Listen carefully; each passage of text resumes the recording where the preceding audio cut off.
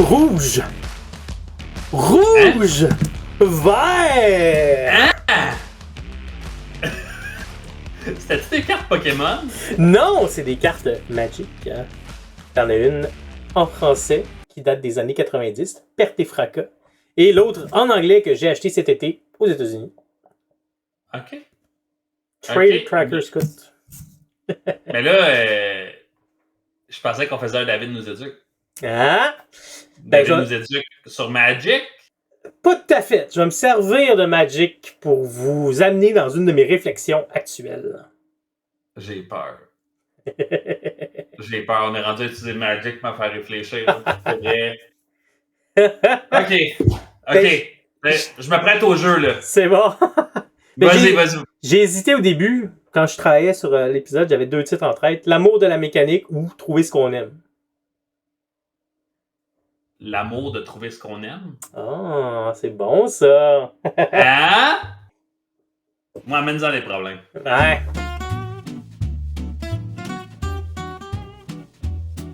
David nous éduque. Ben écoute, je t'amène dans ma réflexion. Ben je vous amène tous et toutes dans ma réflexion. Ouais, c'est ça. Une de mes grandes quêtes dans le Wargame que je réalise de plus en plus et qui me semble infinie, c'est de trouver ce que j'aime. Puis c'est pas nécessairement facile. Parce que j'ai commencé comme beaucoup de monde. On m'a dit, ben t'as 2 armées, puis là tu te bats, puis il y a un gagnant.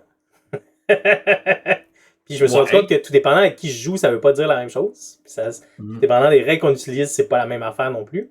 Puis il y a des fois où j'aime ça, puis des fois où j'aime pas ça. Donc trouver, comprendre ce que j'aime, c'est pas toujours évident. Puis des fois, il y a quelque chose, je me dis, ça, j'aime pas ça. Ça, je l'ai déjà parlé dans un épisode, par exemple. À une époque, je pensais que j'aimais pas les règles. Ouais. Mais quand je lisais des scénarios qui visaient à reproduire une bataille historique, j'aimais les règles qu'ils mettaient dedans. Ben oui. Pour essayer de reproduire une bataille historique. Ben oui. Sauf que l'expliquer à quelqu'un, c'est pas évident. C'est vrai. Parce que même moi, j'ai de la misère. Mais je pense que ça dépend à qui. Oui. Expliquer quelque chose à moi, c'est difficile. Expliquer quelque chose à, genre, quelqu'un d'autre, c'est probablement plus facile. Mais là, je lance des idées. Oui. Je dis ça, je dirais. Fait que pourquoi Magic? Parce qu'on a perdu Max à Magic. Ouais. Phil, il s'est fait bien accrocher à Magic, puis il m'a fait acheter un deck récemment, l'année passée de Magic. Relativement récemment. Ouais, c'est ça. Puis vous, tous les trois, vous m'avez fait jouer à Magic à l'événement de Lord of the Rings du mois de décembre de l'année passée. C'est vrai. Puis ça revenait dans mes questionnements sur les jeux en général. Sur Magic, je suis perméable. Tout à fait perméable au marketing de Magic. Je regarde les cartes, j'ai envie d'en acheter. J'ai envie d'acheter du Magic, j'ai envie d'aimer ça. Je trouve ça beau, j'aime ça collectionner ces cartes-là. Mais quand je joue à Magic, j'aime pas toujours ça. C'est-tu là que tu dis que ça dépend de la personne qui est devant toi? Ben, quand j'ai joué au Grand Clash dans la chambre d'hôtel, j'ai joué avec Max pis Phil, j'ai eu bien du fun. Puis là, en faisant ça, puis en faisant beaucoup de participation games, je me suis rendu compte, un truc que j'aime dans les jeux, c'est découvrir un nouveau jeu. Puis découvrir un nouveau jeu, soit avec quelqu'un qui me montre, là j'ai une expérience, j'apprends quelque chose, ça c'est le fun. Puis il n'y a pas d'enjeu. Ouais. Ou du moins, il y a beaucoup moins d'enjeux. Puis découvrir le jeu avec une autre personne, on est sur le même pied d'égalité à peu près. Ouais. Fait qu'on a du fun, les deux on découvre. Par exemple, un excellent exemple, j'ai adoré jouer à Warcry avec Catherine. Ouais. Parce que les deux ont découvert le jeu. Ouais. Jouer une game de Magic avec quelqu'un qui a, comment je peux dire, a un amour du jeu de Magic, puis qu'il joue à fond la caisse pour ce que c'est, j'aime moins ça. Parce que cette personne-là, en fait, et c'est là d'où l'amour de la mécanique, pense que pour aimer Magic, il faut que t'aimes la mécanique pour la mécanique. Ben oui. Il faut que t'aimes faire des combos de cartes. Puis j'aime pas ça. Ou, en fait, j'aime pas assez ça comparé aux gens qui aiment vraiment ça. Ce qui va donner des... Vas-y.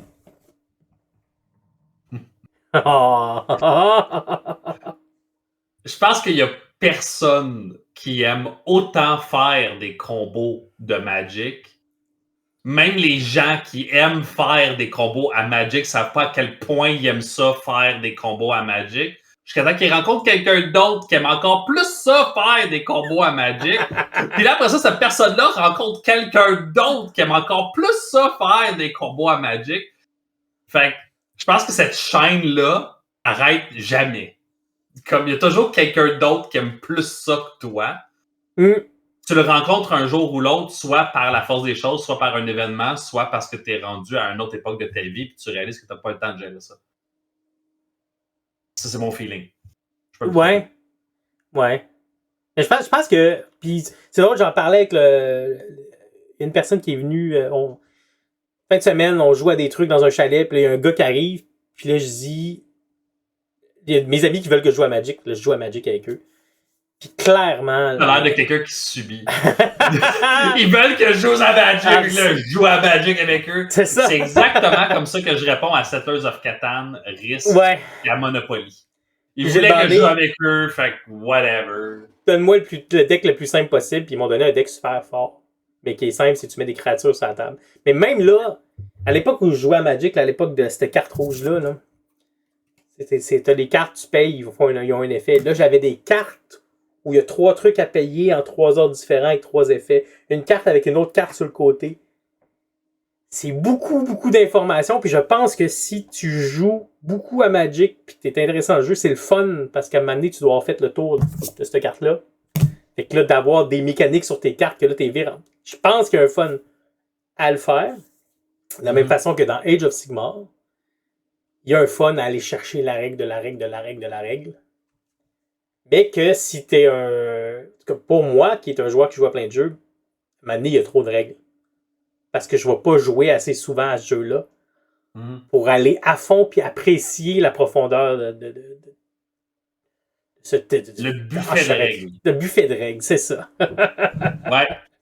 Puis, moi, j'ai remarqué avec le temps que quand je vais dans un buffet, j'ai tendance à vouloir avoir l'intention de manger vraiment beaucoup de choses. Je finis par manger toujours les mêmes 5 Christie d'affaires. Mais j'en mange jusqu'à exploser. Fait que j'en mange beaucoup. Mais je finis toujours par manger mes 5 affaires préférées. Fait que j'utilise pas partout le buffet de règles. C'est la même affaire dans Age of Sigmar, puis c'est la même affaire dans Fortnite. J'ai mes 5 affaires préférées, c'est tout ce que j'ai de besoin pour avoir du fun. Lâche-moi avec les autres affaires, j'en ai pas besoin. Fait que c'est une très belle représentation, ce que tu dis. Puis, ce que je trouve intéressant aussi, c'est qu'en essayant d'en parler avec mes amis après, j'avais de la difficulté à l'expliquer ou en tout cas à me faire comprendre. Je disais, Magic, je pense qu'il faut que tu aimes les mécaniques pour jouer. Puis la réponse c'est non, mais tu peux te faire un deck thématique. Puis c'est vrai, tu peux te faire un deck thématique. Là, l'exemple qu'on me donnait, c'est le deck thématique de chat. Chercher toutes sortes de cartes. Mais pour que ça marche, il faut que tu t'as pas Magic, il faut que tu fasses des combos. Ah ben oui. Non, mais Magic, pas de combo, c'est le paquet voleur. Oui, dans le fond. Mais c'est pour ça que jouer à Magic, pas de combo, ça n'a pas de sens parce que le jeu est bâti sur le fait qu'il y a des combos. C'est comme jouer à roche-papier-ciseaux puis juste mettre roche. Oui. Correct, mais pour vrai, tu vas faire le tour assez rapidement parce que le but de ce jeu-là, c'est qu'il y a des affaires qui battent d'autres affaires. Fait que ça prend des combos. Et là, il est arrivé un gars qui, lui, il joue juste... je sais plus comment, je pense que ça s'appelle ça Alpha. En tout cas, il joue juste à Magic, mais les cartes des années... d'une certaine série des années 90. Là. Ouais. Et lui, il a dit, oui, je suis d'accord avec toi. Parce que lui, il voit la différence entre le format qu'il joue et le nouveau format où il y a le buffet de règles qui s'est rajouté. Ouais. Mais mon point, c'est, je sais que je ne trippe pas assez combo. Là, je nuance, j'haïs pas ça parce que je sais que dans d'autres cas, ça m'est déjà arrivé de faire une liste puis de dire, ça va bien interagir avec ça. Fait que ça, je vais le faire. Puis là, j'avais un plaisir à le faire. Mais dès que je rencontre des gens que c'est leur vrai plaisir de faire ça marche plus. Parce que je ne vais pas assez loin là-dedans. Fait que dans le fond, ton désir d'optimisation, est-ce qu'il passe par le résultat? Parce que tu vois le processus puis tu vas jusqu'au bout? Ou est-ce que c'est de l'avoir découvert et de faire comme, ces 2 pièces de casse-tête-là, ils vont ensemble? Ouais, c'est plus ça. C'est un hasard. Ça, c'est de l'agencement de règles. Ouais. T'es la personne qui trouve le beau pot de fleurs, puis les belles fleurs, puis qui les met ensemble, tu trouves ça le fun. C'est ça. Tu trouves le plaisir dans ça. T'es pas en train de faire un Christy de solarium. Puis, je pense qu'on normalise pas assez ce que tu vis. Là, ça a l'air d'une phrase d'éducateur. Mais je m'explique. Je pense que sur Internet, on passe énormément de temps à voir la surreprésentation des gens qui se bâtissent un solarium. Puis on voit pas assez des gens qui trippent sur juste mettre des fleurs dans un pot de fleurs puis trouver ça beau. Fait que ce que tu vis avec tes cartes Magic de faire « Ah, j'aime ça. Lui, avec lui, ça donne ça. Mais Thousand Suns, avec tel héros Thousand Suns, ça donne ça. Je trouve ça le fun. Mais Alpha Légion, avec tel scénario, avec telle règle de chapitre, c'est cool. J'ai pas besoin de mettre 8-12 layers. 2-3. C'est le fun. C'est pas un devoir. C'est pas une étude. T'as déjà fait une maîtrise. T'as pas besoin d'en faire un autre. Mais c'est ça. Ben oui. Des fois, je voulais pas que ça sonne méchant. Mais des fois, j'ai l'impression que la surreprésentation des gens qui se cherchent cette quête-là, le plaisir se trouve dans l'optimisation x1000. Je parle de x1000 comme étant l'expression de ce que tu disais tantôt. Là. La chaîne que je disais, il y a toujours quelqu'un qui aime encore plus ça que toi. Là. Ben oui. Ben, j'ai l'impression qu'on la surreprésente tellement, cette chaîne-là, qu'il y a des gens qui ont l'impression que c'est la seule façon de faire les choses. Ou de l'autre côté, que tu es un touriste, que tu comptes pas vraiment, parce que toi, tu joues pas vraiment le vrai jeu. Puis il n'y a pas de place pour toi. Tu n'as pas le droit d'apprécier tes pots de fleurs avec tes fleurs. Tu n'as pas de salarium, tu comptes pas. Ouais. Puis moi, mon problème, c'est quand les compagnies, ils cater à ça. Quand la compagnie décide d'aller chercher l'argent, puis t'amène à devoir jouer comme ça me dérange. Parce qu'ils ont trouvé une niche, au lieu de faire un safe space pour tout le monde, ils ont décidé de cater au groupe de gens qui aiment tellement ça, qu'ils ne seront pas là dans 10 ans. Ils vont pas être là en train de triper encore à ce même niveau-là. En tout cas, personnellement, I wish que tu seras plus là dans 10 ans. pas parce que je veux pas que cette personne-là tripe encore. J'espère que tu vas trouver quelque chose d'autre dans ta vie qui va te faire autant plaisir que ce que tu vis en ce moment, mais avec autre chose. Que tu vas avoir découvert autre chose, que tu vas avoir trippé sur plein d'autres affaires avec autant de passion. Parce que pour être capable de tripper avec autant de passion là-dessus, c'est parce qu'il y a des problèmes dans le monde qui méritent que tu y mettes un petit peu d'attention. Mais... c'est moi. Mais, ouais, je trouve ça plate. Je trouve ça plate qu'on donne pas plus d'espace aux... Je m'en dis casual, mais parce que casual, ça sonne méchant. J'ai l'impression... Tu vois, c'est ça mon problème aussi. Oui. J'ai l'impression qu'aujourd'hui, quand on dit que tu es un casual gamer, les gens, quand ils disent ça, c'est comme une espèce de... C'est péjoratif. Oui. Non, mais toi, t'es casual. Le e-sport, le côté compétitif, combo intense, entraînement, on se pratique pour un tournoi. On se pratique. Ben oui. Ça a pris tellement de place dans le discours que j'ai l'impression qu'il n'y a pas de place pour que le casual soit positif. Puis c'est peut-être juste moi, mais dans les dernières années, je me suis mis à réfléchir à dire... Puis là, je l'ouvre dans le podcast, fait que tu le couperas si tu veux pas que je le laisse, OK? Oh! C'est correct. Mais je me dis, David, il est père de 2 enfants. Tu as une carrière, tu travailles, tu as plein d'affaires dans la vie. T'aurais pas le droit de juste avoir du fun? Ça se peut-tu juste ça? Pas rechercher l'optimisation de la dernière clochette au bout du bâton, là. C'est pas nécessaire. Le plaisir simple de décrocher ou de te stimuler, mais stimuler à un niveau qui est plaisant pour toi, il me semble que c'est la base. C'est la moindre des choses. Puis des fois, j'ai l'impression qu'il n'y a pas de place pour ça. Il faut absolument aller au bout puis l'optimiser. C'est la performance qui compte. Oui. Si tu n'es pas en train de performer dans quelque chose, tu comptes pas. Ah, ça, ouais. C'est clairement. C'est bon. Je sais pas vraiment si ça rentre dans ce que tu voulais dire. Oui, mais oui, il y a ça, puis oui, il y a une mise en valeur du compétitif, puis du match play, puis de te pratiquer. Le parallèle avec le sport aussi, il faut que tu t'entraînes, Si t'aimes pas ça, t'es un alien. Mais il y a ça. Mais j'en reviens plutôt entre nos amis, où clairement, il n'y a jamais personne qui, dans mes groupes d'amis, m'envoyait chier quand j'essayais de dire ce que j'aimais. Mais j'ai toujours eu de la difficulté à bien l'exprimer, puis à me faire comprendre aussi.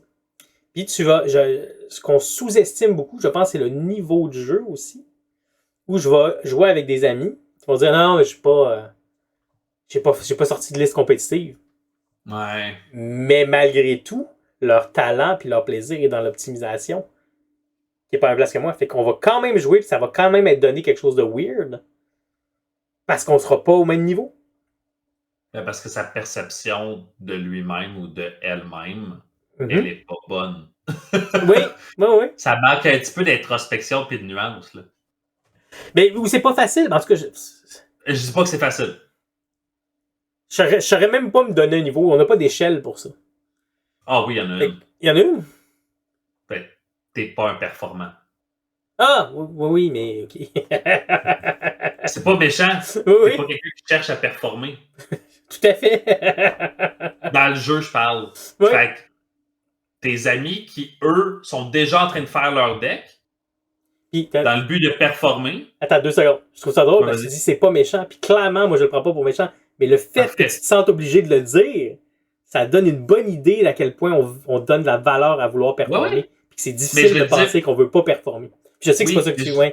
Non, ça, je le disais pour toi, mais je le disais pour les gens qui nous écoutent. Oui, c'est ça. Parce que je sais qu'il y a des gens qui nous écoutent qui font comme c'est moi me faire dire que je serais pas performant, le prendrais sur un moyen temps, là. Mais c'est la personne qui est en train de bâtir le deck. On prend Magic comme étant un exemple. Quand tu es en train de bâtir le deck, tu es en train de faire tes combos, tu es en train d'essayer de maximiser le nombre de cartes dans ton deck pour le nombre de lands, pour le nombre de combos que tu es en train de faire. Quand tu es en train de faire ça, tu devrais déjà être un petit peu conscient de ton niveau de performance dans le jeu. Je vais donner un exemple. Moi, si j'avais d'affaire à faire un deck, je prendrais les images les plus belles avec le thème le plus cool. Puis je me ferais dégeler ma vie. Mais je serais tellement content d'avoir un beau deck. Je nous ramène à notre game de Lord of the Rings pendant qu'on jouait. Puis à 4, c'était comme, Kevin, si t'arrêtes pas Max, il gagne. Arrête Max. Ouais. Puis moi, j'étais comme, mais il joue Galadriel. Moi, je joue Aragorn. Je vais pas arrêter les elfes, il y a Sauron l'autre bord. C'est lui que je vais attaquer. Pour moi, c'était un no-brainer. Pas parce que c'était la bonne chose à faire pour optimiser quoi que ce soit. J'étais comme, parce que toutes les autres sont poches. J'ai pas envie de faire un autre choix que celui-là. C'est tout dommage. C'est tout triste. J'ai pas envie de faire ça. Tout ça pour dire, quand t'es quelqu'un qui vise pas la performance dans le jeu, automatiquement, c'est à l'autre personne de faire son travail pour dire, ouais, moi j'ai construit mon deck, je suis pas le meilleur de mon groupe. Ouais. Puis il y a ça aussi, je pense. Quand on joue avec un groupe de gens, on s'acclimate à ce groupe de jeu-là.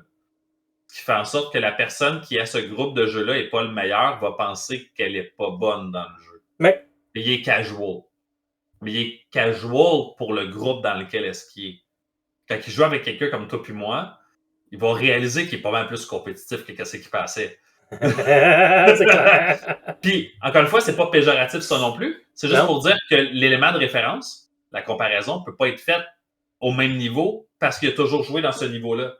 Il a toujours joué dans le niveau que lui, il connaît. Mm-hmm. Tu sais, tout ce que tu as connu dans la vie, c'est du sable. Quand je te parle de neige, tu n'as aucune idée de quoi que je te parle. Fait que tu vas utiliser le point de référence du sable. Ben, j'ai un peu l'impression que c'est ça qu'on vit des fois. Ben oui, c'est ça qui fait que c'est pas facile à expliquer. Un autre exemple qui est arrivé dans cette fin de semaine-là. J'ai joué à 2 jeux de Cthulhu. Fait que moi, le mythe de Cthulhu, comme beaucoup de geeks, j'aime ça. J'ai lu des romans, des nouvelles de Lovecraft. J'aime l'atmosphère, j'aime l'ambiance. Je trouve ça très cool. Quel jeu t'as joué exactement? Le roleplay ou genre le jeu board game? On a joué... Ben là, il y en a 3 tonnes. On a joué à Cthulhu Death May Die. Ouais, celui C'est un que j'ai board chez nous, game il est avec. bon. Ah, c'est ça, ok. Voilà. Puis on en a joué un autre qui était avec des cartes. Ah, je connais pas. J'ai oublié le nom.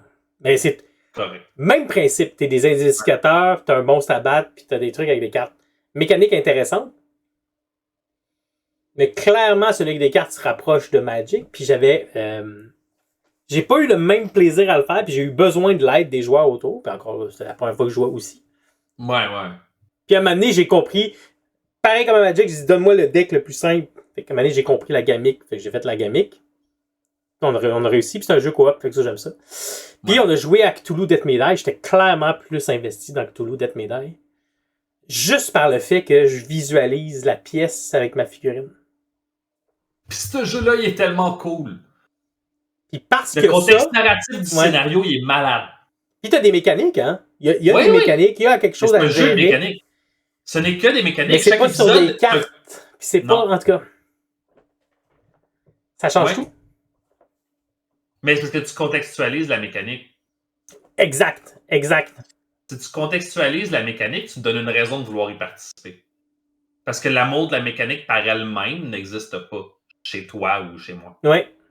Je lis pas un livre de règles, moi, en me disant genre comme « Oh my God, si je mélangeais ça pis ça, oh, ça serait cool. Ça pis ça, oh, ça serait cool. » Ça, pour moi, c'est ma définition de l'enfer.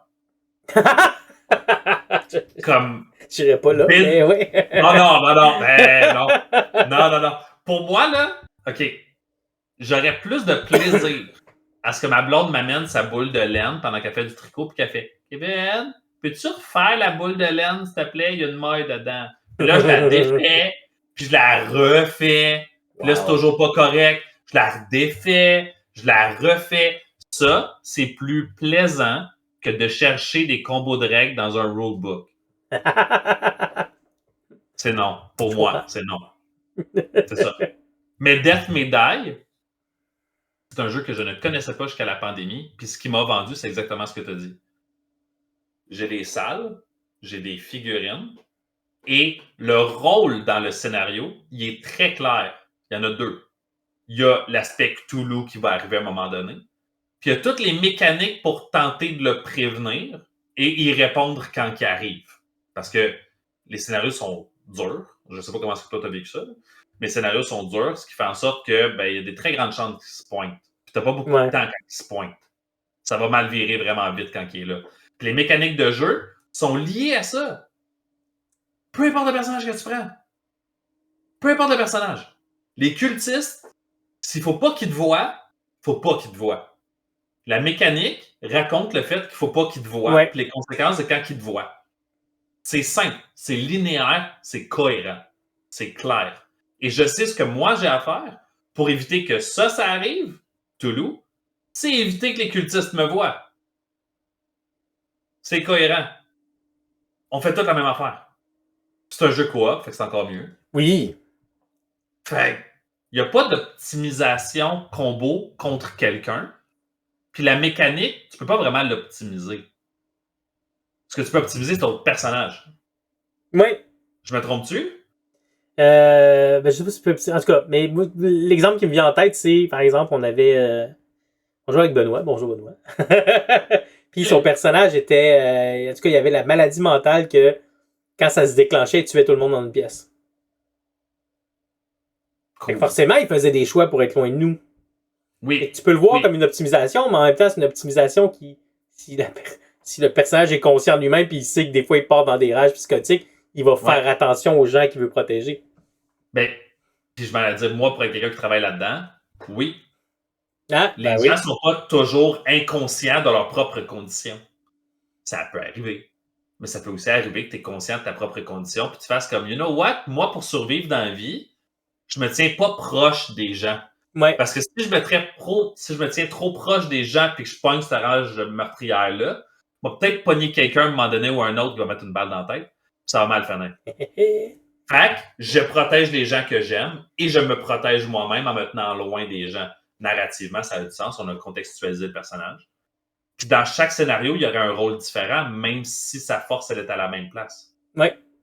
Parce que selon le scénario, tu n'aurais peut-être pas besoin qu'il fasse la même affaire. Puis il y aurait peut-être même des scénarios qui te demanderaient de rester proche de lui. Il va falloir trouver des affaires différentes, là. Fait C'est. Et tu vois, moi, j'avais le personnage de la petite fille, j'ai oublié son nom. Celle que le background, on sait pas d'où elle vient, mais elle a l'air vieille, mais c'est une petite fille, puis elle fait juste rire. Hein. Ouais. Quand elle a du feu dans la main, fait qu'elle garoche du feu. Je suis tombé sur la maladie mentale hypochondriaque. Ah ouais. Là, c'était intéressant, ça fitait. Je restais loin pour pas prendre de dégâts. Ouais. J'essayais de me soigner le plus vite possible. Ouais. Est-ce que vous jouez avec du roleplay? Là, je sors un petit peu du... Est-ce que vous jouez avec le roleplay? Genre, si la carte te dit qu'il fallait que tu trembles parce que tu tremblais tout le temps, est-ce que vous avez non, on l'a pas fait ça. On l'a pas fait. OK. Ouais, ça aurait été bon. Ah, bonne idée. Ben, moi c'est quand on le joue, nous autres, c'est comme ça qu'on le fait. On prend les maladies mentales, puis on les exagère pas, là.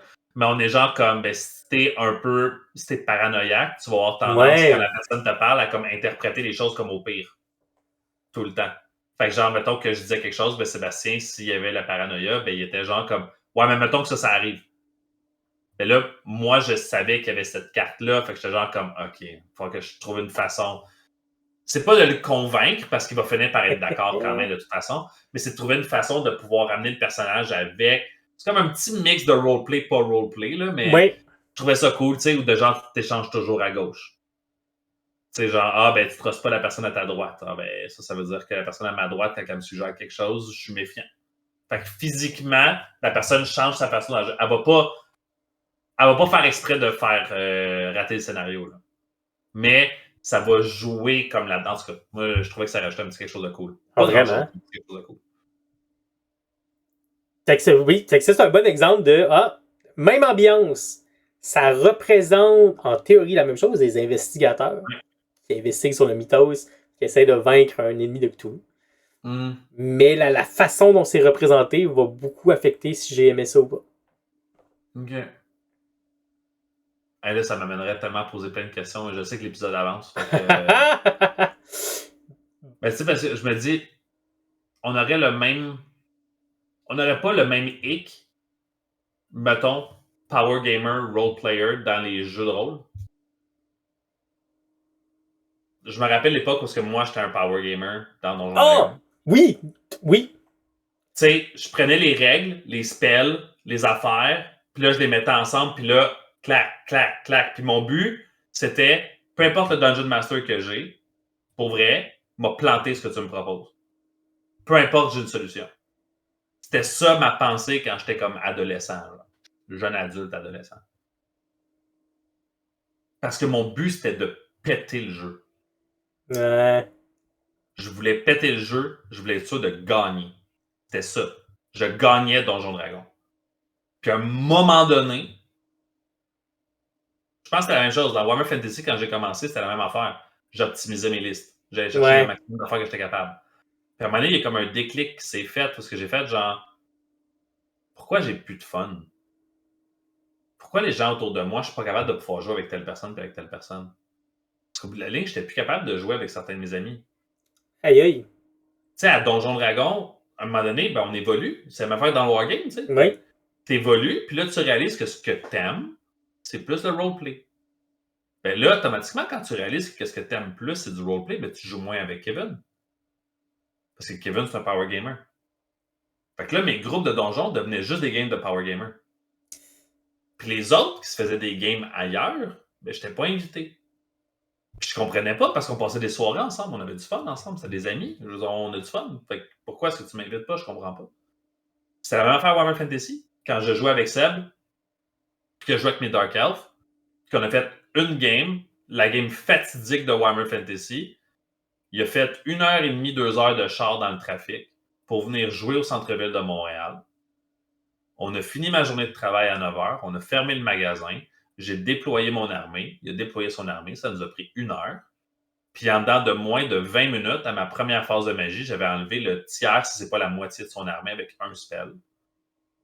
Puis là, il a fait « Kevin, pour vrai, ça serait-tu possible pour toi de ne plus jouer ce mage-là de cette façon-là? » Puis ma réponse avait été textuellement « Je pourrais, mais je verrais pas pourquoi. » Oh. Puis lui de me dire ben, « Parce que tu utilises tout ce dans quoi toi t'es bon, puis moi, je peux pas répondre à ça. Et si je le fais, je vais être obligé de jouer sans avoir de fun.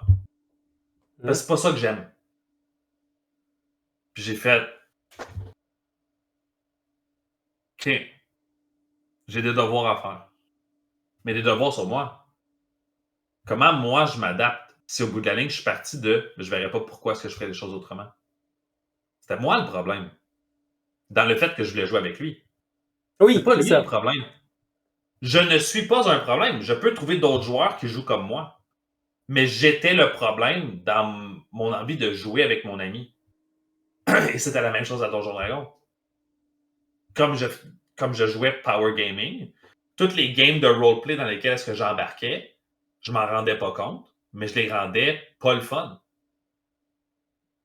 Je les rendais désagréables pour tout le monde autour, sauf moi. Parce que moi, j'avais du fun, je venais de péter le monstre d'IM. J'avais du fun, je venais tuer le Big Bad Evil, que ça fait comme plein de sessions que les autres courent après, puis moi, je l'ai pété. Ben oui, le DM peut utiliser tous les tricks in the book là, pour faire genre, il revient, il était pas mort, ton spell n'a pas marché. Mais tout ça, ça a l'air cheap. Parce que j'ai utilisé les règles pour gagner. Fait que j'ai l'air d'avoir raison. Lui, il se sent mal de devoir faire ça parce qu'il sait que c'est pas ça qu'il avait prévu. Eux autres trouvent ça poche parce que là, ben, il est mort. Là, tu le ramènes, c'est pas grave, il est mort. Comme ça a été fait. Les tensions sont parties. Le suspense n'est plus là. C'était moi le problème. Dans le fait que je voulais jouer avec ces gens-là. Fait que ça a pris du temps. Ça m'a pris un bout là, avant de pouvoir m'adapter. Mais c'est pour ça qu'aujourd'hui, j'ai aucune misère à me cacher et à le dire, genre, je veux plus faire ça. J'ai pas de plaisir à faire ça. Puis Phil, c'est la même affaire, mais lui, bien pire que moi. T'sais, lui, il jouait vraiment dans des tournois plus compétitifs puis tout. T'sais. Mais ce parcours-là, c'est fait. Fait que j'ai un peu l'impression que c'est un devoir individuel qu'il faut qu'on se fasse. Quand tu es quelqu'un qui est capable d'optimiser comme ça, puis que tu as un amour ou tu as une passion pour faire ça, sois conscient de ce que tu fais. Mais ça prend l'interaction avec le joueur comme toi ou comme Seb à l'époque pour pouvoir faire le miroir. Si j'avais joué toute ma vie avec Phil, j'aurais pensé que c'était moi le gars qui connaît pas ses règles et qui est pas assez bon. Ouais. Alors qu'au bout de la ligne, j'étais clairement le power gamer qui détruisait Seb. Mais si j'avais jamais fait ça avec Seb, je l'aurais jamais su. Fait que t'as peut-être permis à certaines personnes autour de toi jusqu'à maintenant, tu t'en étais pas rendu compte. Mais tu y penses, puis là, c'est pour ça que je te l'amène comme ça. Ben oui. C'est un autre point de vue. Mais t'as peut-être aidé certaines personnes à réaliser que dans le fond, ils sont peut-être pas autant des joueurs narratifs que qu'est-ce qu'ils penseraient. Ils sont peut-être pas autant si peu optimisateurs que qu'est-ce qu'ils pensaient. Peut-être qu'ils ont un talent pour pouvoir le faire. Puis jusqu'à temps qu'ils te rendent compte, ben, ils pensaient qu'il était juste un joueur casual bien normal parce qu'il n'était pas aussi pire que l'autre. Ouais. Puis on entend souvent, ah non, moi je suis vraiment pas si pire. Là. Moi dans mon groupe, là, je suis pas. Moi je suis vraiment casual. Puis là tu joues puis tu fais. Yish! OK, on n'est pas parti de la même place. Puis tu trouves ça intéressant parce que tu dis qu'il n'était peut-être pas des joueurs narratifs. Il y a une autre dynamique aussi qui entre en jeu. Avant ça, là, la dynamique, on part souvent de l'idée qu'il y a une façon de jouer. Puis c'est pas qu'on se dit qu'il y a une seule façon de jouer, c'est qu'on commence à jouer, puis dans l'environnement autour, il y a une façon de jouer, puis on pense qu'il y a une seule façon. Fait que on a déjà parlé, mais un truc intéressant qui est arrivé avec Age of Sigmar, c'est là, c'est Game Workshop a commencé à dire au monde, attends, il y a d'autres façons de jouer. Ouais. Avec des résultats plus ou moins mitigés, puis avec une disparition récente, là, mais il y a ça. Ouais. Mais dans notre groupe, où moi, j'ai beaucoup parlé du jeu narratif, pas le jeu compétitif, ça crée, je pense que des fois, ça crée la dynamique inverse où les gens se sentaient obligés de dire qu'il était narratif ou d'embarquer dans le bandwagon, alors qu'il l'était peut-être pas, puis peut-être c'était difficile d'assumer, de dire, ouais, mais non, dans le fond, je ne suis pas tant que ça. Ouais. Tu vois, moi, je dirais dans l'autre sens. Yep. Moi, je pense que ce que ça l'a créé probablement plus, c'est que définir le jeu compétitif, c'est vraiment simple. Définir le match play, c'est vraiment simple. Il y a un livre de règles pour. Définir le open, à la limite, c'est un peu self-explanatory. Je veux dire, comme c'est open. Le but, c'est de jouer tout ce que tu peux. C'est pour rien qu'il a un peu disparu, ce mode de jeu-là aussi. Hein? C'est parce que Games of Thrones a réalisé que dans le fond, il n'y a pas grand-chose à dire là-dessus. Ouais. Mais le narratif, c'est toujours pas expliqué. Il y a des modes de jeu, mais c'est toujours pas expliqué. Fait que je pense que pour la personne qui le joue, qui se dit « j'aime ça raconter une histoire », on part de « j'aime ça raconter une histoire », Mais après ça, il n'y a personne pour te tenir par la main pour pouvoir te dire comme ça, c'est la façon de faire. Comme pour Matchplay, c'est fait. De créer ton identité en tant que joueur narratif, c'est extrêmement complexe. Parce que jouer narratif, ça peut être aussi simple que de partir de je joue un thème d'armée. Comme que ça peut être jouer une campagne de récréation complète, parfaite de ce qui s'est déjà fait dans un livre ou dans un film. Et tout ça, pour moi, c'est narratif. Pas à différents degrés d'importance, à différents degrés d'implication. Oui. C'est comme ça que je le définirais. Et tous ces gens-là ont raison. Le problème, c'est comment tu le définis. Comment tu l'expliques. Tu l'as dit tantôt, comment tu te fais comprendre. Old World, puis on avait fait un épisode là-dessus, en janvier. Je trouvais que c'était le plus proche qu'il faisait. Mais depuis janvier, n'as-tu entendu parler? Ben non. Mais fait que c'est là que je trouve que ça peut être difficile. Fait que là, dans le groupe de gens qu'on a eu autour de toi, quand tu as commencé à dire justement comme moi, je suis un joueur plus narratif. Fait que moi, ce que j'aurais envie de faire, ce serait des campagnes. J'aurais envie qu'on joue plus narratif. J'ai pas envie de jouer plus compétitif. À l'époque, on faisait des tournois de Kill Team. On se rappelle, avec Julien, on faisait des tournois de Kill Team. Ça n'empêchait pas que toi puis moi, on savait très bien que ce qu'on aimait jouer, c'était plus des thématiques, des affaires qui t'aimais ça jouer tes Alpha Légion, les amener à faire des infiltrations, les amener à les amener le plus proche possible des romans puis des histoires que tu lisais dans ton codex. Ouais. Autant les vieux que les nouveaux. Puis moi, de mon côté, je jouais des Flesh Terror. Puis j'avais juste envie de les représenter comme que je voulais. Dans le roman, les Flesh Terror sont comme ça. Fait que je joue des Flesh Terror dans Kill Team qui sont comme ça. J'ai fait des choix de modèles pour qu'ils soient comme ça. Je les ai convertis pour qu'ils soient comme ça. Mais au bout de la ligne, ça ne fitait pas pantoute avec Kill Team. Le jeu n'était pas fait. Il aurait fallu le modifier pour que ça fitte pour ce que toi, tu voulais faire. Pour ce que moi, je voulais faire. Mais à l'époque, on n'avait pas pris cette liberté-là. Non. Fait que quand tu as commencé à dire, ça a donné qu'Age of Sigmar sortait. Il y avait juste sensiblement ça qui existait de narratif à l'époque. Donc, c'était pas... Mettons, il était plus simple à comprendre le narratif d'Age of Sigmar vu qu'il y avait juste un mode de jeu. C'était, tu prends les de campagne et tu joues ce qu'il y a dedans. Si tu veux jouer n'importe quoi d'autre, il faut que tu te le construises. Fait que ça va prendre le mode le plus simple. Jouer ce qu'il y a dans le livre.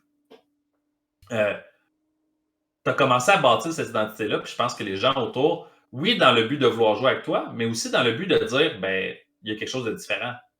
Ça a l'air cool. J'ai envie d'essayer ça. Puis là, tout d'un coup, il y a un livre qui me dit quoi faire. Parce qu'il y a un livre qui me dit quoi faire, je vais le faire. Quand on a modifié Age of Sigmar, puis que l'on était rendu, il y a plein de façons de jouer, puis la façon la plus simple, c'était plus ça, ben, on joue plus ça. Fait que je pense pas que t'as amené les gens à vouloir te suivre, à vouloir jouer avec toi narratif par culpabilité ou par envie d'être nécessairement comme dans le même bandwagon que toi. Mais je pense que c'était dans le but de j'ai envie de jouer différemment moi aussi. Puis comme il n'y a personne pour me dire comment jouer différemment, ça c'est le plus proche de ce que je connais. De comment est-ce que je le feel. Puis ben, on est rendu en 2024. C'est encore moins clair. C'est clair.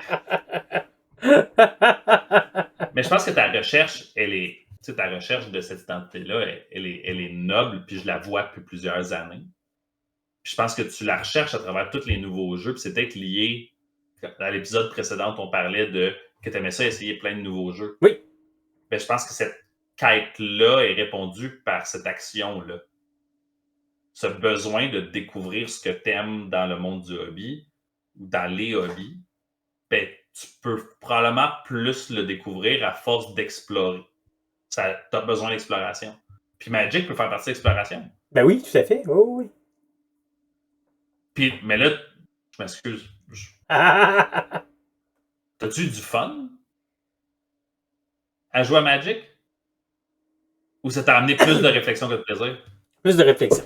Okay. Cette partie-là, en fin de semaine, ben, j'étais content avec mes amis, de jouer avec eux. Oui, ça n'enlève rien au plaisir avec les amis. L'énergie mentale que ça me demandait comprendre le deck, puis comprendre les combos que j'avais à faire, puis en même temps, il me les expliquait de temps en temps, ça m'enlevait du plaisir. Ouais. J'ai gagné la game. Puis je trouvais ça intéressant parce que des fois, tu te dis, c'est parce que tu perds. T'sais. Faut que tu apprennes à aimer ça perdre. Moi, ça me dérange pas. Tu sais, des réponses que j'ai eues, moi, ça me dérange pas de perdre. Mais je trouvais que c'est un bon exemple où, clairement, dans le jeu, c'est pas de perdre ou de gagner. J'ai gagné. L'enjeu, c'est que j'avais pas de plaisir à le faire. Ouais, mais parce que tu étais dans une phase d'apprentissage où tu avais zéro autonomie, zéro indépendance. Mais. Ça veut pas dire que c'est ça que tu aurais aimé faire. Mais Max, qui a construit le deck, il était content. Ben oui, parce que ça a du sens. Il a créé quelque chose qui fonctionne, il l'a vu fonctionner. Fait que même pour lui, l'important, c'était pas tant de gagner. Là, son plaisir, il l'a eu à travers j'ai construit quelque chose qui a marché.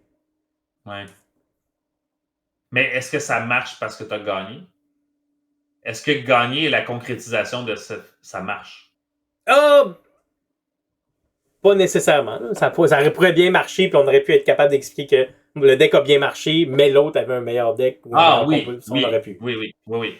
Ce que je veux dire, c'est que tu étais quand même in the run pour pouvoir... c'est un deck qui aurait pu gagner. Mettons, il n'aurait pas gagné. Il aurait pu gagner. Il marche tellement qu'il aurait été un contender pour gagner. C'est ça. C'est pas juste il marche un peu. Il marche vraiment bien. Oui. Puis t'as raison, je pense qu'il y a une échelle à Magic. Ce serait la même chose à Pokémon, ce serait la même chose à Yu-Gi-Oh!, ce serait probablement la même chose à One Piece, à Dragon Ball, plein de jeux de cartes qui existent en ce moment. Il y a une échelle pour pouvoir savoir ce qui marche et ce qui marche pas. De façon inhérente au jeu, il y a des affaires qui marchent, des affaires qui marchent pas. Les affaires qui marchent, t'es gardes, les affaires qui marchent pas, t'es mets de côté. C'est exactement la même chose avec le match play qu'on a en ce moment dans le jeu de figurines. Quand ça marche, tu le gardes. Quand ça marche pas, tu le mets de côté. Moi, mon hic, c'est que quand ça marche pas, ça vend moins. Quand ça vend moins, il discontinue. Fait encore une fois, c'est la personne qui est pas dans la chaîne de passion intense qui se retrouve à perdre des options dans sa collection ou perdre la validité.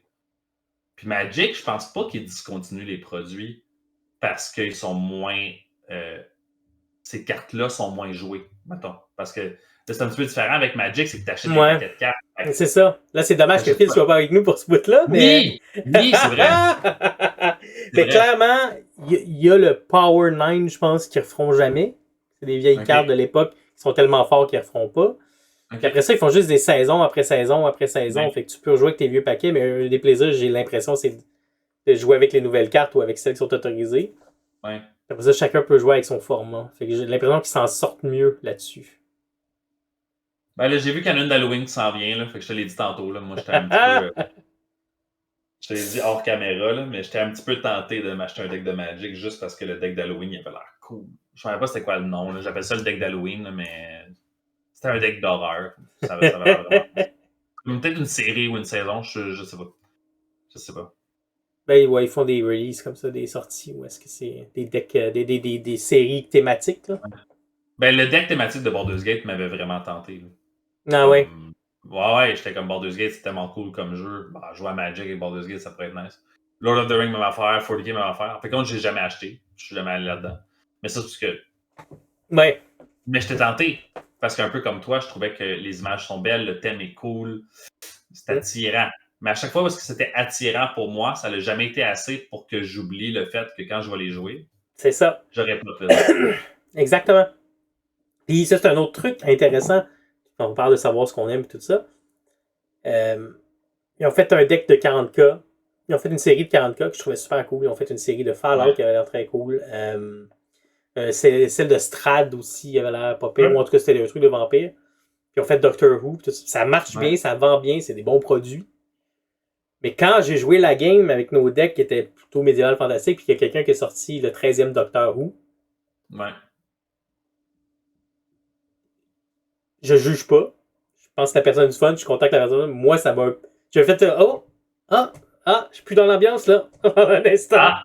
Tout d'un coup, on joue à Donjon Dragon, puis c'est plus ça qui se passe. Et pour moi, c'est pour ça que ce qui est pour aimer Magic, j'ai l'impression qu'il faut que tu aimes la mécanique. Parce que ce qui était intéressant, la carte était belle, tout ça. Mais de la mélanger avec du médiéval fantastique, c'est parce qu'elle a une mécanique qui va bien avec le reste du deck. Ouais. Et c'est ça qui a été recherché en premier dans ce contexte-là. Là. Ouais. C'est correct aussi, je juge pas. Moi, ça me permet de dire ok, ma limite est là. Voici ce que j'aime, voici ce que j'aime moins.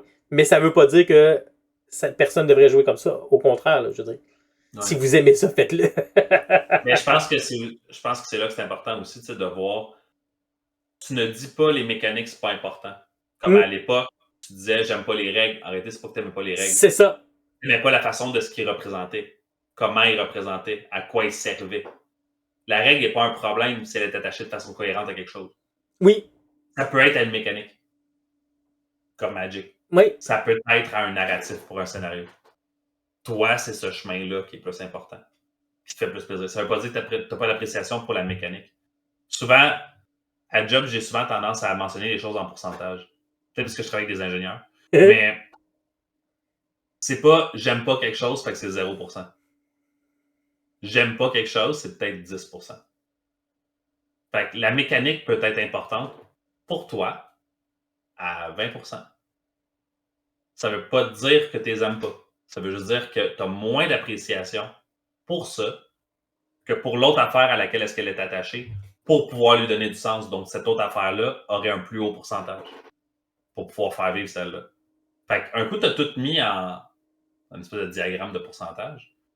J'ai l'impression que tu as comme une meilleure vision globale de ce que tu aimes dans le hobby, puis de qu'est-ce que j'ai besoin qui existe dans une partie pour que j'aille un maximum de plaisir. Ma courbe de plaisir, là, à top, quand j'ai 20% là, 10% là, 30% là, puis ainsi de suite. Ma visualisation de ce que tu dis depuis tantôt. Ben oui, ça a bien du sens. Puis pour le ramener plus proche dans les wargames maintenant, je prendrais l'exemple de Necromunda, c'est dans l'air du temps. Hein? Yes! J'étais vraiment excité quand Necromunda est sorti. C'est un des jeux que j'ai pas mal joué dans les années 90 avec mes amis. On tripait dessus. Puis la première fois que j'ai joué avec des gens dont le plaisir était les mécaniques et l'optimisation. Et ça a tué mon plaisir. Oui. Oui. Ça a tué mon plaisir au point où je suis capable de dire le contexte de Necromunda, je l'aime. J'aime l'histoire, tout ce qui va avec. Ouais. J'étais capable de regarder les règles, faire comme, hey, on pourrait se faire des... J'aurais des idées, pas l'énergie tout le temps, mais j'aurais des idées de faire du wargame jeu de rôle avec. De faire des campagnes, parce que justement, tu as une stade d'intelligence, parce que il y a un marché. C'est cool, un marché, là. Ouais. Mais je sais que si je joue avec quelqu'un qui, quand il fait ses achats au marché, quand il fait ses upgrades, il sait plus ce qu'il fait que moi. Mais il sait plus ce qu'il fait au point où, volontairement ou non, c'est toujours optimisé. Il arrive un moment où j'ai plus de fun dans les games. Ouais.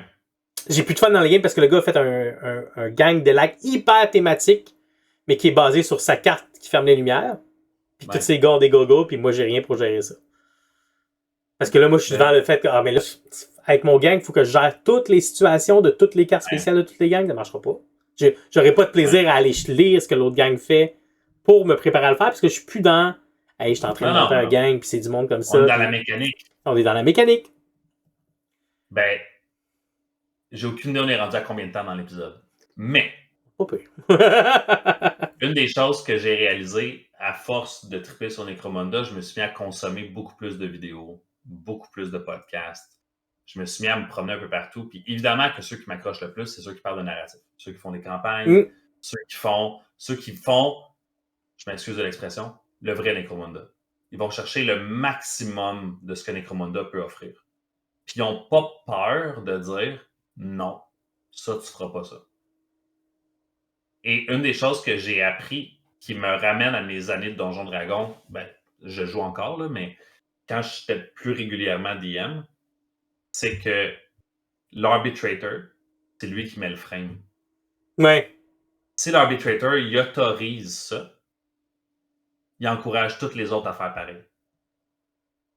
Si l'arbitrator, il fait non, je suis désolé, c'est pas la vibe que je veux dans ma campagne. Tu as le droit de triper là-dessus. Tu peux aller jouer toutes les match play games que tu veux. J'ai aucun problème avec ça. Mais là, il faut tone down ça. Et là, tu as un gros problème. C'est quoi? Parce que beaucoup de la culture des jeux Game Workshop qui est basé sur tu collectionnes puis tu montes ton armée. C'est ton armée. Et souvent, quand venait le temps de faire des trucs comme ça, de parler, de dire on va faire une campagne, voici le cadre, mais c'est pas long que quelqu'un qui, de façon nuancée ou de façon complètement extrême, va te dire mais là, c'est pas inclusif ce que tu fais. Tu m'empêches de jouer mon armée. Ben, c'est pour ça que c'est important de mettre dans l'encadré « Je suis l'arbitrator ». Je vous demande, s'il vous plaît, de ne pas exagérer. On fait une campagne qui est narrative. On veut que tout le monde ait du plaisir. L'optimisation n'est pas recommandée. Au besoin, je vais devoir agir. Et, ce que je trouve vraiment intéressant, ce que j'ai découvert dans les campagnes de Necromunda que j'entends un peu partout à travers le monde, il y a beaucoup d'arbitrators qui ont décidé d'enlever les cartes des guerres. Puis ils donnent les cartes selon les scénarios. Ah, bonne idée! Dans le fond, ils peuvent donner à la gang, OK, à cette partie-là de la campagne, tu as le droit. Le scénario est choisi par l'arbitrator. Fait que cette phase-ci, on joue ce scénario-là. Ou on joue un de ces 3 scénarios-là. Puis vous avez le droit à une carte de votre tactic deck, puis au début de la game, vous la pigez. C'est celle-là. Tu peux l'utiliser pour cette phase-ci. Ouais. Ça l'a blow my mind, parce que j'étais comme, oh, tout d'un coup, on optimise pas mal moins, là.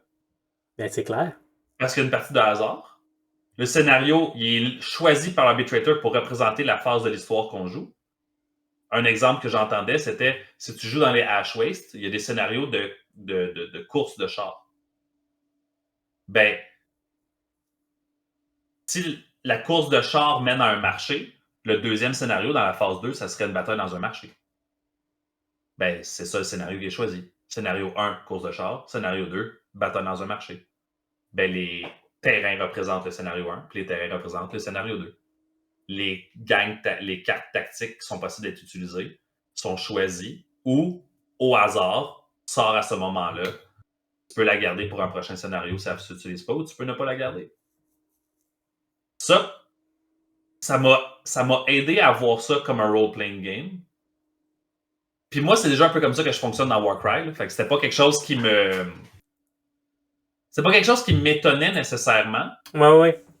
Parce que c'est déjà un peu comme ça que je fonctionnais. Mais, quand j'ai vu dans Necromunda que ça se faisait, et que je sais les problèmes que j'ai vu les gens, quand je travaillais au magasin, jouer à Necromunda avoir, j'étais comme, OK, mais ce problème-là, il existe dans toutes les gangs. Dans des gangs en Australie. C'est quand même pas mal au bord de la planète. Une des plus belles conversations que j'ai entendues, c'est comment tu fais pour gérer l'optimisation d'un joueur qui trippe et le narratif d'un joueur qui veut juste raconter l'histoire de sa gang. Et l'arbitrator, ce qu'il avait répondu, c'est pour ça que c'est moi qui choisis les scénarios. C'est pour ça que ça ne me gêne pas d'avoir une conversation avec la personne qui est dans l'optimisation, parce qu'elle, elle peut tone down. Alors que l'autre, elle est déjà cohérente avec la campagne. Elle est déjà là. Et j'essaie d'avoir assez de gens dans la campagne pour que tout le monde puisse jouer avec un peu tout le monde. Ce qui veut dire que si tu vis une mauvaise expérience avec une personne parce qu'elle a optimisé, cette personne-là va probablement avoir une autre personne qui optimise comme elle. Ouais. Puis l'autre personne va sûrement avoir quelqu'un d'autre qui va vouloir jouer sa gang pour pouvoir raconter l'histoire de sa gang. Fait que là, dans ce temps-là, je les rencontre puis je les invite à jouer contre eux. Va jouer contre lui. Il joue comme toi. Puis c'est important de ne pas se gêner parce qu'il dit l'arbitrator, c'est la personne qui met le cadre. Si cette personne-là ne se donne pas le droit de mettre le cadre, elle ne sert à rien. J'étais comme, thank God, merci. On a tous déjà eu des games de Donjon Dragon avec des DM qui ne prennent pas leur place. On sait tous que ça va nulle part. Ça finit dans le chaos, puis la game, elle n'arrive jamais à la fin. Ou la fin, c'est que c'est fini. Ben, c'est ce que moi me charme en ce moment dans Necromunda, c'est qu'il y a un système avec un arbitrator dedans. T'as pas ça dans Warcry, t'as pas ça dans Kill Team, t'as pas ça dans Magic, t'as pas ça dans Warhammer 40K, t'as pas ça dans Age of Sigmar. C'est pas parce que ça n'a jamais existé. Ça a déjà existé, on en a déjà parlé. Mais là, c'est dans le système. Puis il t'invite à prendre des décisions puis à prendre ta place en tant qu'arbitrator. Ça, je trouve ça hot. Parce que ça fait en sorte que si ce que tu veux, c'est du monde qui optimise, va chercher du monde qui optimise. Puis dis que c'est ça le frame de ta campagne. Fais juste dire que c'est ça. Mais recrute du monde qui fit avec les valeurs de ta campagne. Ouais. Puis rencontre ceux qui ne rencontrent pas les valeurs de ta campagne. Puis tu peux enlever des outils, là, comme tu as le droit. Necromunda, il y a tellement d'outils. Une des choses que j'entends le plus, c'est que tu ne peux pas prendre tous les outils de Necromunda et les impliquer dans une campagne. Fais des choix. Je trouve ça hot. Ben oui. Parce que quand tu parlais d'inclusivité tantôt, c'est souvent qu'on a l'impression qu'il faut tout mettre. Mm-hmm. Dans le jeu vidéo Space Marine 2, là, combien d'armées tu penses qui vont être représentées dedans? En tant que valeur d'armée, là. 2. Tyrannide, Puis Space Marine, Zinch Check 1000 Suns. C'est les trois qu'on a vus.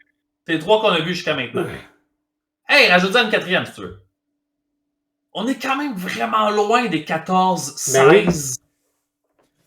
Parce que si tu veux raconter une histoire, ce n'est pas l'inclusivité qui est importante.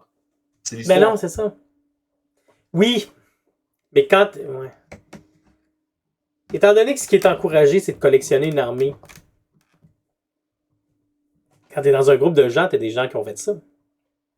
Oui. Et c'est là, puisqu'on l'a entendu dans le groupe, là. C'est là que t'as des gens, quand tu vas dire « Hey, j'ai une campagne, c'est ça », qui, tu vas pas nécessairement, encore une fois, t'envoyer chier, mais tu dis « j'embarque pas, c'est pas inclusif. » Parce qu'ils peuvent pas amener la collection qu'ils ont faite, qu'ils ont peinturée dans cet état d'esprit-là avec les...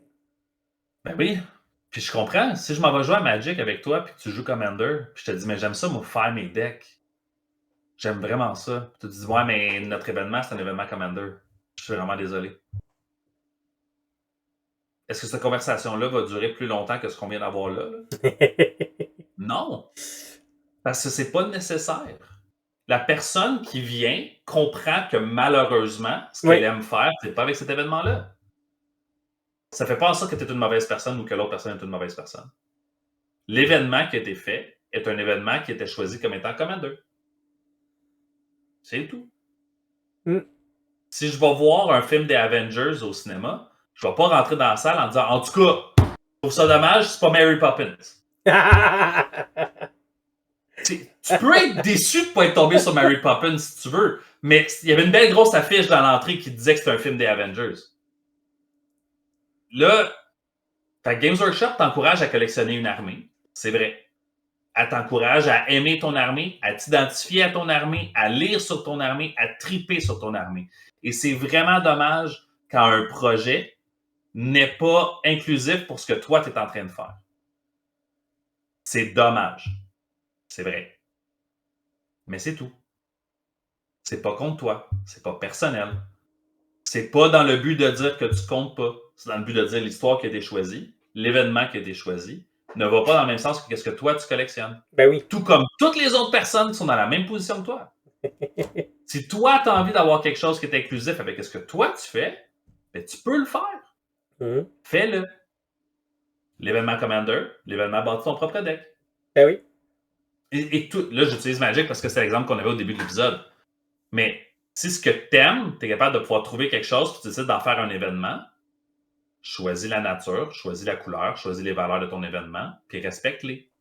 Et je trouve ça intéressant ce que tu dis, parce que quand tu y penses, ça aussi, on l'a déjà lu, on l'a déjà entendu. Un tournoi, supposément, c'est plus inclusif. Mais dans les faits, non. En ce sens où la personne qui le fait, c'est correct, elle a choisi, c'est ça, c'est un tournoi qu'elle veut faire, donc c'est une approche match-play. Fait que la perspective, c'est que c'est plus inclusif parce que n'importe quelle armée qui est compris dans les règles acceptées, que les unités sont pas legend, à moins que le tournoi règle legend, c'est inclusif. Mais encore là, c'est ça. Si le tournoi accepte pas legend, ben t'es pas inclusif pour les gens qui ont fait des armées avec des legends. Ben non. Puis, et c'est ça que je pense qui est très difficile à comprendre, t'es pas inclusif pour les gens qui veulent jouer narratif. Ben, t'es pas inclusif pour les gens qui jouent pas au nombre de points que t'as mis dans ton tournoi. Exact. Il y a un nombre de points pour ton tournoi, t'es pas inclusif. Ouais.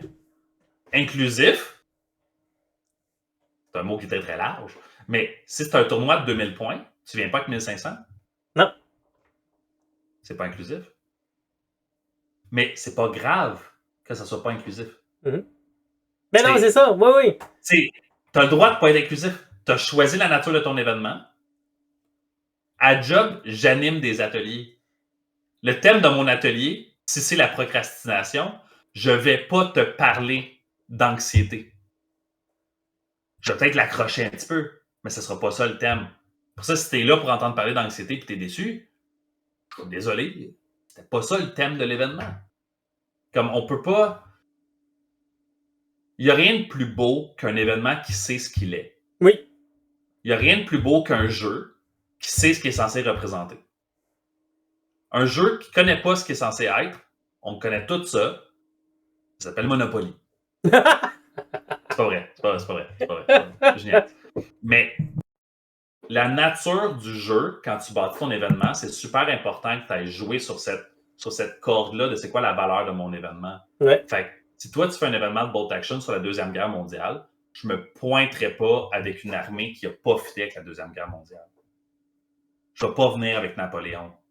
Pourquoi? Parce que c'est pas ça l'événement. C'est tout. Je peux être triste de ne pas pouvoir jouer avec mon napoléonien et ça m'appartient, cette tristesse-là. Mais c'est pas toi qui as fait un événement dans le but de me dire que j'ai pas le droit de jouer avec mon napoléonien. Exactement. Ouais. Fait on s'est promené, je pense. Oui. on est encore un peu dans la vibe de ce que tu avais envie de discuter? Je pense qu'on y touche encore. Ben oui, parce que pour moi, c'était de trouver ce qu'on aime. Puis je pense qu'il faut nommer les façons différentes de faire parce qu'on a encore de la difficulté à voir qu'il n'y a pas une seule façon de jouer. Mm-hmm. Ben, je pense que c'est plus facile de se rassembler quand il n'y en a rien qu'une. Le problème, c'est parce qu'on ne voit plus les gens qu'on a mis dehors. Mm-hmm. Tu sais, la stat que tu ne connais pas, c'est la stat la plus facile à ignorer. Mais n'importe qui fait des stats dans le but de faire du marketing ou dans le but de faire comme de l'événementiel, c'est que c'est cette stat-là qui devrait comme t'inquiéter. Tu devrais au moins savoir un peu ce qui s'est passé avec ces gens-là que tu n'as pas réussi à aller chercher. Pourquoi tu n'es pas allé les chercher? Est-ce que tu les voulais vraiment?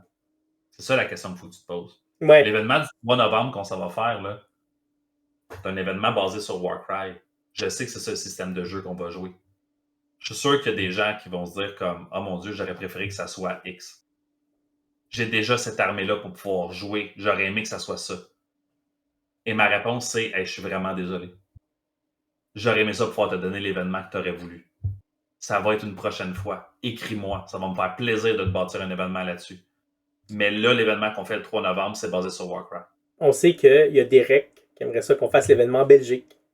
Oui, je le sais. Derek! En ce moment, ma vie est compliquée. Mais un jour, je vais venir en Belgique. Un jour.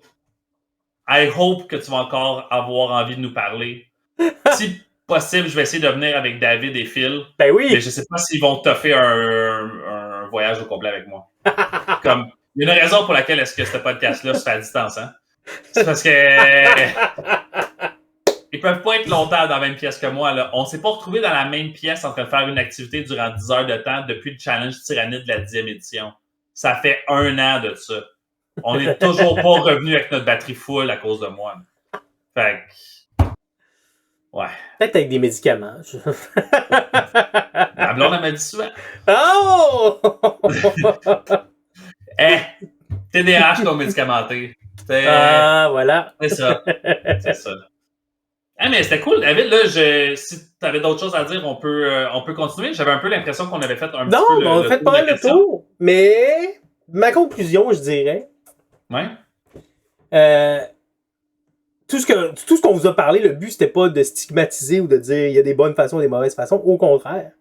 Le but, c'est prenez le temps d'explorer. Ça touche à l'épisode finalement qu'on a fait juste avant. Prenez le temps d'explorer.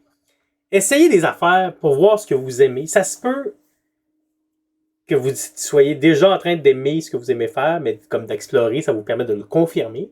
Ça se peut, puis ça, on l'a vu beaucoup, que vous soyez dans un groupe, puis que le groupe, malheureusement, il ne fit pas avec ce que vous aimez. David, est-ce que tu es en train d'écrire ta biographie? Tranquillement, pas vite, c'est The Life of a Gamer. Mais que ça vaut la peine d'explorer. Ben, on en a vu souvent là, des gens qui nous voient. Ah, c'est cool ce que vous faites, mais tu sais, moi, dans mon groupe, j'ai besoin de savoir c'est quoi la meilleure unité pour jouer avec eux. Puis là, tu le vois dans mon groupe, pour pouvoir avoir du fun, il faut que je bâtisse la meilleure liste possible. Sinon, je sais que je ne t'offrirai pas 2 tours. On l'a tellement entendu souvent. Là. Moi, ça me crève le cœur à chaque fois. Ça m'est déjà arrivé de dire, si tu veux, je vais te présenter l'application Tinder. Fais juste comme chercher des amis qui jouent à Warhammer là-dessus. Genre. Je trouve ça dommage. Mais je niaise. Là. C'est des My Hobby App. My Hobby App. C'est vrai, on en avait parlé. C'est vrai. C'est vrai. Hey, mon Dieu, ça revient loin, ça. Ouais. Mais je pense que tu as raison dans le sens où est-ce qu'il faut effectivement que les gens n'aient pas peur de l'explorer ailleurs. Puis c'est une des choses que vous faites bien, je trouve, dans le club de jeux de figurines historiques avec les Participation Games. C'est de dire, si tu as envie d'essayer quelque chose d'autre, on est là. Viens essayer quelque chose d'autre. Tu vas rencontrer des nouvelles personnes, c'est peut-être un petit peu anxiogène, c'est peut-être un peu stressant, tu ne nous connais pas, tu ne sais pas qui est-ce qu'on est, tu ne connais pas le jeu, c'est beaucoup d'éléments de stress un par-dessus l'autre. Mais tu nous donnes une chance, tu vas peut-être trouver des gens là-dedans avec qui tu vas tellement bien t'entendre que tu vas avoir envie de partir ce jeu-là puis de le jouer avec ces personnes-là. Tout à fait, ouais. Fait c'est ça. C'est ce qu'on essaie de faire avec les soirées peinture, c'est ce qu'on essaie de faire quand on fait des événements aussi en général, c'est de vous aider à rencontrer d'autres personnes. Dans le meilleur des mondes, vous allez rencontrer des gens qui pensent un peu comme vous ou qui aiment les mêmes choses que vous, puis ça va vous permettre de pouvoir vous lancer dans le hobby 2 fois plutôt qu'une. Parce que c'est motivant de travailler avec des gens qui trippent comme nous sur les mêmes affaires. Fait. C'est un beau message d'espoir. Ah. C'est un beau message d'espoir. Ben écoute, je te laisserai faire la conclusion. C'est pas ça que je viens de faire? Non, le reste de la conclusion. Tout le reste de la conclusion. OK. Ah oui, il manque tout le reste de la conclusion, là.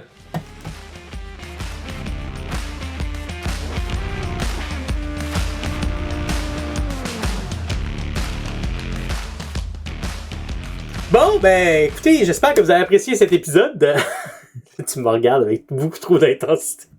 La pression est trop forte. David, fais la conclusion! Ouais. Ah ouais! J'espère que vous avez aimé cet épisode. J'espère que vous n'êtes pas trop troublé par Kevin en ce moment. Je pouvais pas me voir pendant que je regardais la caméra, fait que j'ai aucune idée de quoi j'ai l'air. Ah, écoute, si vous avez aimé de quoi Kevin a l'air, allez nous mettre 5 étoiles sur Spotify, sur Balado Québec, sur YouTube. Juste pour le look de Kevin trop intense. Je sais pas, je l'ai fait. N'hésitez pas à partager le balado. Parlez-en à vos amis. On aime ça. Plus on est de fous, plus on rit. On est sur Facebook, la page Soirée Peinture, le balado. Soirée Peinture de la communauté, si vous voulez venir échanger vos photos avec nous voir. Soirée.peinture sur Instagram pour voir nos belles photos d'épisodes et des photos de nos événements aussi faites par JF. Merci JF. Yep. Et YouTube aussi, Soirée Peinture, on met maintenant nos épisodes en vidéo. Donc, si vous voulez voir nos réactions, c'est toujours plus intéressant. Ouais. Et voilà. N'hésitez pas à nous d'écrire des commentaires, nous poser des questions. On est là pour vous. Et sur ce, il ne reste plus qu'une chose à dire, Kevin. Croque monsieur. Oh. Bonne soirée peinture.